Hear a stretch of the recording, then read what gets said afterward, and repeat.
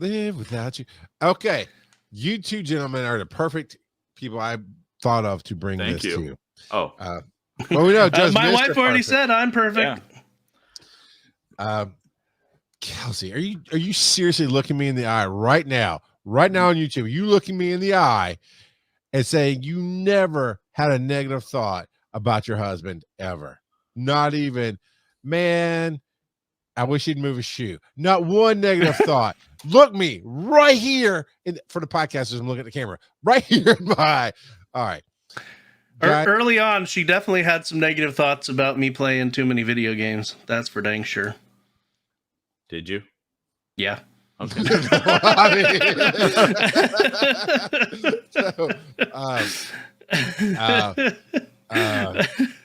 We're PB and J. He's a peanut butter, and I'm allergic. Okay. Within the last 2 weeks or so, the world had the blue screen of death, right? And it was like, oh, is this a hack? Is this? And everybody blamed Microsoft. It turned out to be a security company named CrowdStrike. Yep. To my understanding, rolled out a patch and things went south. And both of you, I know, have insights on stuff like that. But then I have some questions on it. But can you, from your guys' standpoint, the question everybody asks is there not just an undo button? There's not just a, hey, roll this back button. Why did the patch go so bad, you think? And what could they have done about it? I don't know. Only cat answers. I don't know their internal workings as far as an undo button, because from my understanding, it was relatively few files in the update that caused the issue. Now, that's us talking after the fact. That doesn't necessarily mean they diagnosed that as the issue quickly enough to roll it out. And in the realm of big issues, because I mean this is a global issue, yeah, a few hours to fix it isn't horrible to diagnose the issue, figure it out, and roll it out. And they've been taking a lot of flack about, hey, why did this even make it to production? Why did this get pushed out without testing? So apparently they normally have a rather robust quality assurance process, but this change was done under, apparently they call it a rapid response content. In my line of work, we would call it an emergency change ticket. Every company has their own vernacular, but basically this did not go through the full validation process. It got pushed out as a hot fix, and they really should have done a lot more testing. Well, yeah, and it could have been, and only because I've worked on software like this, not this kind of software, but just software in a situation where the last version that went out the door sometimes bypasses QA, and we don't like to talk about it, but it does. Yeah. And or it could have been that QA noticed something and they said, well, we got to go, and they made the decision to go anyway. What's really interesting to me was that this is very much an enterprise level software. People were freaking out that their home computers were going to get blue screened, and because that wasn't made very clear of why the blue screens were happening. Because they're enterprise, and the media doesn't know anything, right? So they fearmonger because it brings eyeballs. But so really we heard about it, and because we do IT for a number of companies, like we've got just a lot of small, medium-sized businesses, none of which use CrowdStrike because we don't deploy it. We use different software because it's really not appropriate for that level, and frankly, they can't afford it. What was rolling out a fix or a workaround is all fine and dandy. But what people fail to really understand is that these updates generally happen in an automated fashion, and rolling back generally doesn't. It can, but it generally doesn't, because once you've made the update, people still have to get that. And how do you get a rolled back update on a machine that's blue screened? Well, you just got to restart it 15 times, right? Maybe. Maybe. And Actually, I actually, don't know, man. and the manual fix is actually not that difficult. Yeah, literally, there was a folder that you had to go into, delete like 2 or 3 files, and you'd be good to go. But All the local IT. Well, I mean, we're talking about like airlines. That's not a local IT. That's still a remote in kind of thing, isn't it? well, Or they have their own IT departments, but generally speaking, for the airlines, yeah, they probably I mean, it's just crazy. I got a bigger question though. With that, we talk about monopolies and like, oh, we can't let Amazon be the only online seller. We can't let Microsoft be the only computer maker. Blah blah blah.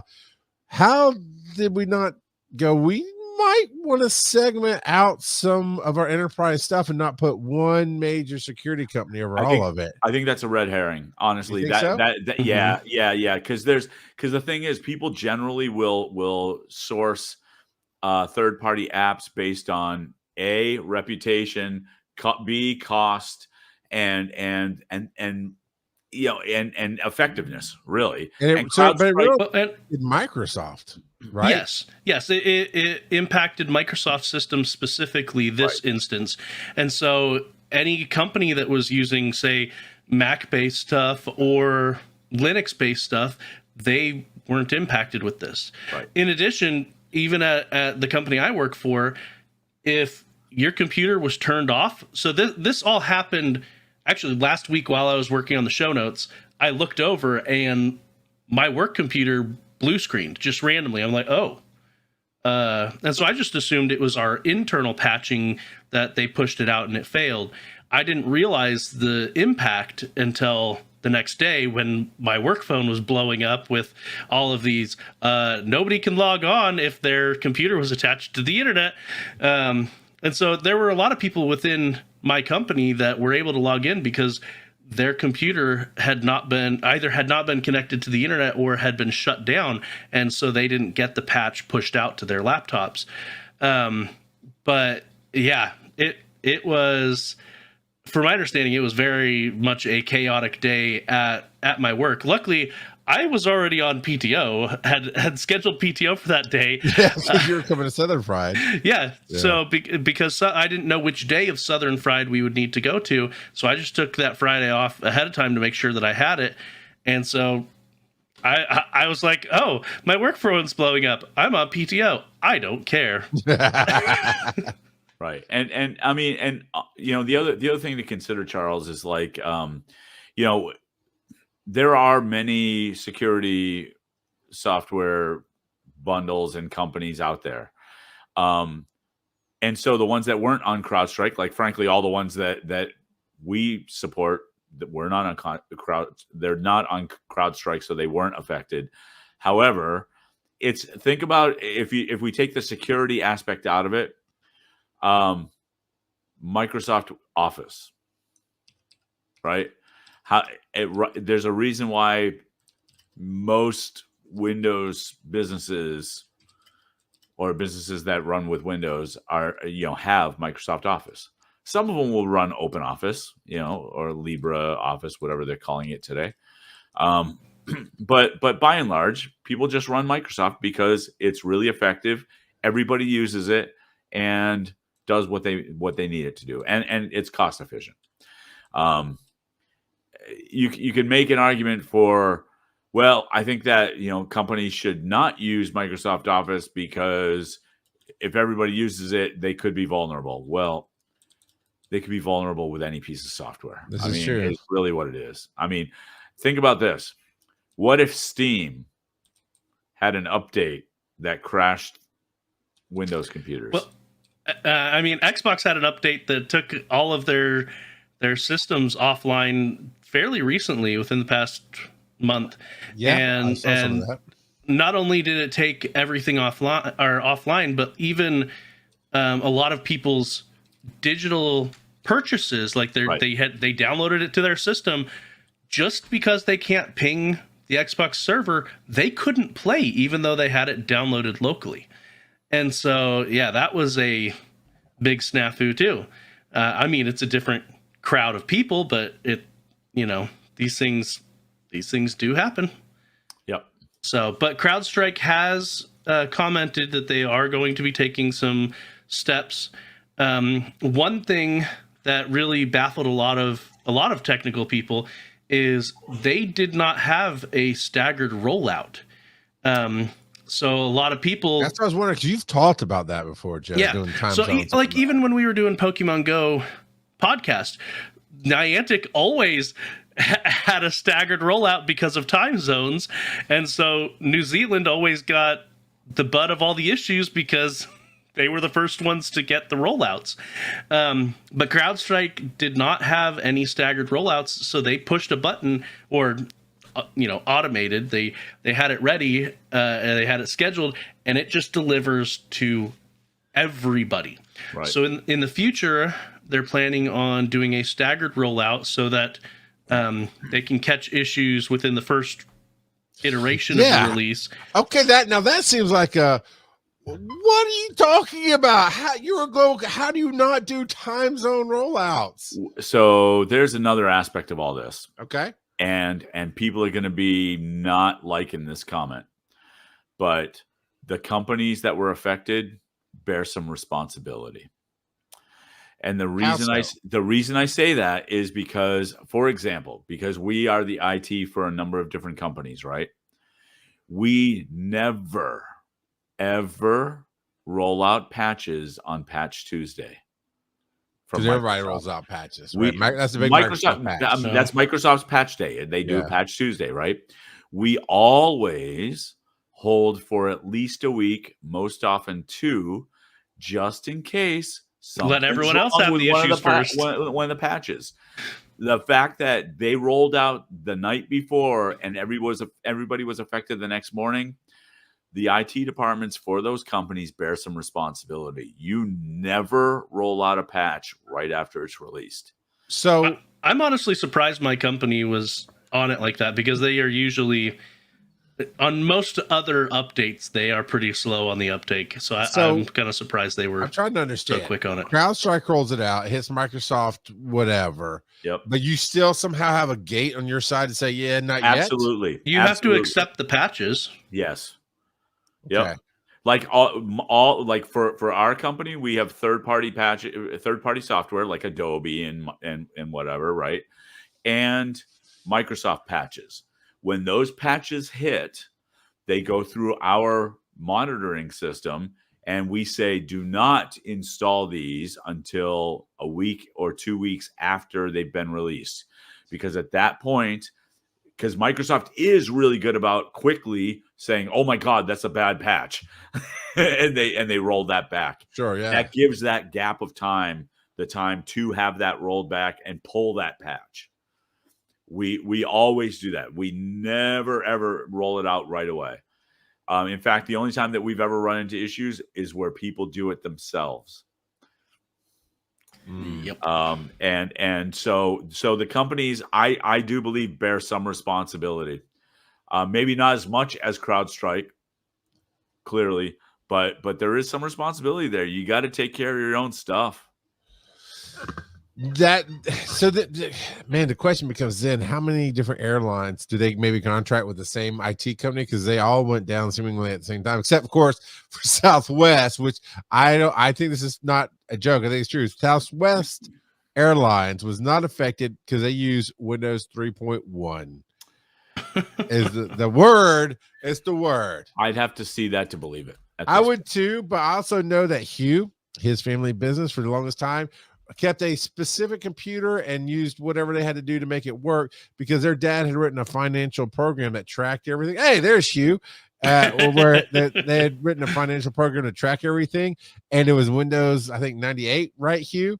And he kept having to do it, and I walked him through like an XP, and it worked okay. Then finally, after we're in like Windows 10, like, dude, would you not just go look at QuickBooks? And he's like, and he did, it worked. But my point is, they had, still do Windows 98 is what he put. And I mean, 3.1 is ridiculous, but if it's a stupid, simple software, you don't need smart computers to run it.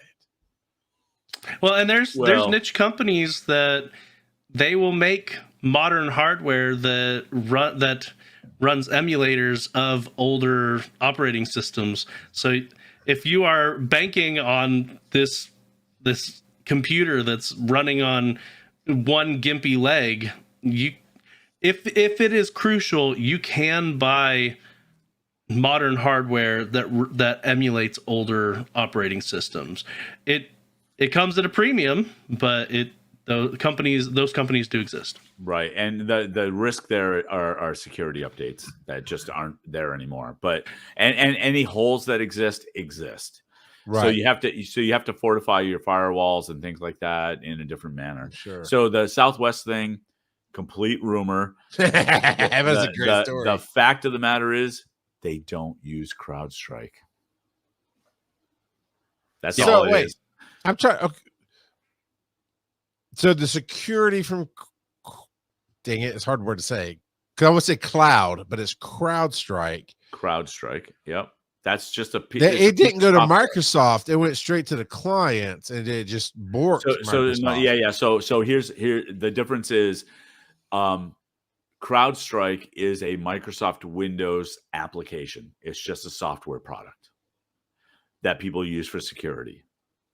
And it probably has kernel level access, which is why it was able to blue screen everybody. Right. And so some people use it, some people don't. And just like if you want to make PDFs, some people use Foxit Pro, some people use Adobe. Right. It's the same type of thing. And so Southwest just doesn't use CrowdStrike. They use a different security package. There you go. And so yeah, and it's just it's one of those things. But as far as like why did everybody get it at the same time? It's because, well, I'll bet you anything. Smaller airlines did not, because some of the smaller airlines probably have less computers to manage, and so they probably use a different software product to save money, and they may have held back, or they may have held it back. I mean, we didn't hear about people that weren't affected. True. Other than Southwest with the rumor. Right. Which if I were Southwest PR team right now, I'd be all over taking fake pictures of Windows 3.1 computers. I'd have a Tandy 9000 somewhere. Like, yeah, we got you. We'll fly you anywhere. You know what Southwest's response to all that was? What? Yeah, so we're now assigning seats. So no more running through the gate to find the seat that you want. That was their press release this week. Now you have to pick a seat. Good, I guess. Sometimes it got brutal. I like picking a seat. I get it if I don't get my right seat or whatever, blah, blah. But getting that, A1, that's the golden ticket right there. And if you're like F30, I cannot tell you how many times somebody came up and was like, what are you 24? You're D24? I'm D23. You got to move. I'm like, I would have moved. You don't have to be ugly about it. I like Southwest, but their fans are horrible. Much like Star Wars. Southwest is the Star Wars of airplane. Yeah, that. Oh my God. Their fans are caustic. It's horrible. But yeah, I love you, Tyra. So what would you guys have done differently if you were CrowdStrike? I think more testing. Well, again, we don't know the level of testing, right? We really don't know what the behind the scenes. Did they even say what they were actually hot patching? I don't know what the patch was actually supposed to fix. No, it literally could have been a general security update. I mean, it had to have been sufficient that they thought they needed this rapid response content version instead of the fully validated version. So it must have been some kind of important enough hotfix, or at least they felt it was important enough to push it out without the full validation process. Well, Joe, go ahead, Kurt. I was just going to say that usually happens when they find a vulnerability that allows potential hacking, right? I mean, that kind of thing. So they're like, you can't get hacked if you can't use your computer. Yeah, working as intended. Yeah, it's a feature now. It's a feature. But Joe, you said sometimes your company does emergency fix tickets. Mm-hmm. What's the testing / rollout process in that scenario? To be honest, it depends department by department here. That breaks my heart a little bit too. Wait, we should have some universalism. I would think we'd have some universalism in what you're dealing with, but sure. But in general, it's fix it now and fully test it later, and then go to have a meeting with the directors explaining why it was necessary. So I mean, obviously, it really depends on. I mean, yeah. I mean, it could be that the version of the software that's being tested just won't boot. Like it just isn't working. So you got to get an emergency fix so that people can actually be productive. And most of the emergency fixes that I've been a part of at the company have been due to external causes. I mean, we don't. I haven't had one where it's CrowdStrike, but where we've had a patch that has been deployed to a software, and then all of a sudden, one of our things doesn't work as it was supposed to anymore, and we're like, oh, we better fix that right now. Yep. And so we've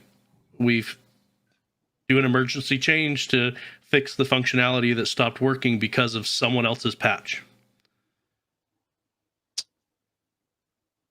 But I'm pretty sure you've never borked your computers by doing a hot fix. No, so maybe I'll say the worst thing I've ever done at my company in another story. Oh, write it down. So, all right, that I still get poked fun at 10 years later.